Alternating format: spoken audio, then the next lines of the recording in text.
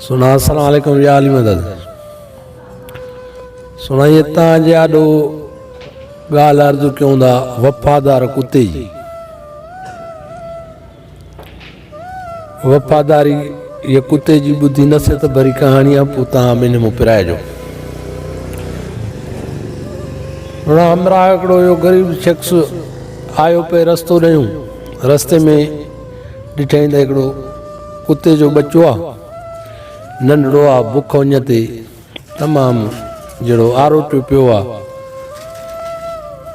हिन जो ॾिठो अहसासु अची वियो, हिन उन कुते जे बच्चे खे खयूं, घर खणी आयो, सफ़ा बेहाल लॻो पियो, पाणी मानी जो ॾिनईसि त अलाह जे हुकुम सां टाइट थी वियो। इहा ख़बर अथव त कुते खे भली पराई हुजे पर जीअं टुकुर टाप ॾिबो आहे त घर वेही वेंदो आहे, जेको ॾींदो अथव त उन जे घर वेही वेंदो आहे, जो वफ़ादार आहे उन कोन छॾे सघंदो आहे। उहो कुतो हुन जे घर में रहियो पए, हुन दिलि सां पए तातियो, सिख्या पियो ॾींदो अहिड़ी अहिड़ी जो माना हद खां वधीक तमामु वफ़ादार ज़हन कुतो, ज़हन वॾो हुउसि। पोइ एतिरी कुते सां दिलि हुअसि, रूह हुअसि जो माना हद खां घणो। हिन ॾे हिकिड़े वाणीअ जो कर्ज़ु थी वियो, खंदो खणंदो वाणी वटि फ़सुलु मारिजी वियुसि उन हारी ग़रीब शख़्स जो। वाणियूं अची पहुतुसि, चईंदा हाल अहिवाल ख़ैर मूंखे पैसा ॾे पंहिंजा। हुन चयो यार ख़बर बि अथई फ़सुलु मरी वियो आहे इहो, पर उन जे बावजूदि तूं आयो आहीं त हूअं मूंखां तकड़ि कोन थी सघंदी, भई गिरवी तौर ते हे पंहिंजो मां कुतो तोखे ॾियां थो, इहो कुतो ॾींदो मैं त पोइ किथां पटे सटे, इन खां सवाइ मूंखे मज़ो कोन ईंदो आहे। पटे सटे किथां बि हंधु हणी तोखे मां पैसा पंहिंजा ॾेई ऐं कुतो काहे वञे।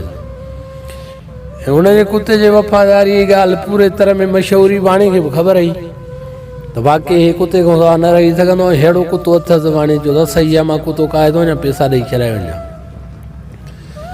कुते खे हिन जो तरफ़ मां न अचे वठणु, तेतर हिन जे घर रहणो आहे, कुतो सम्झदार हो, मां पैसा करे ऐं तोखे छॾाईंदुसि अॼु, पोइ गॾाईंदासीं। वाणियूं कुतो काहे वियो हलियो घर, कुतो वञी घर पंहिंजे छॾियईं।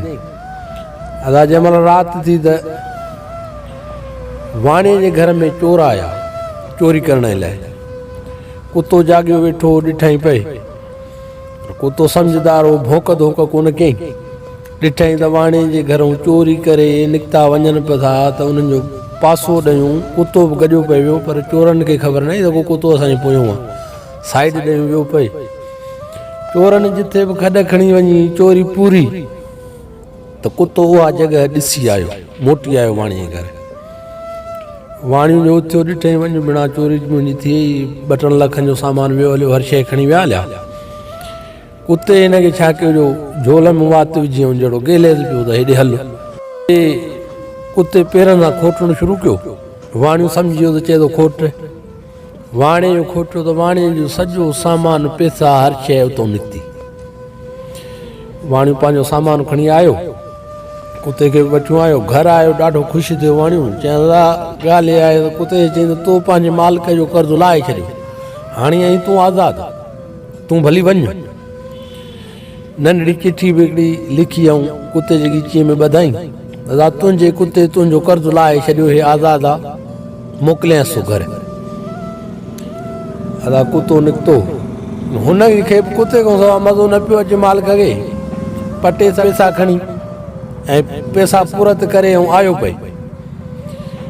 पए त रस्ते में ॾिठईं त कुतो अचे पियो थो, वॾी कावड़ आई मालिक खे। हुन जे लेखे त भॻो बि थो अचे, भॼी थो अचे।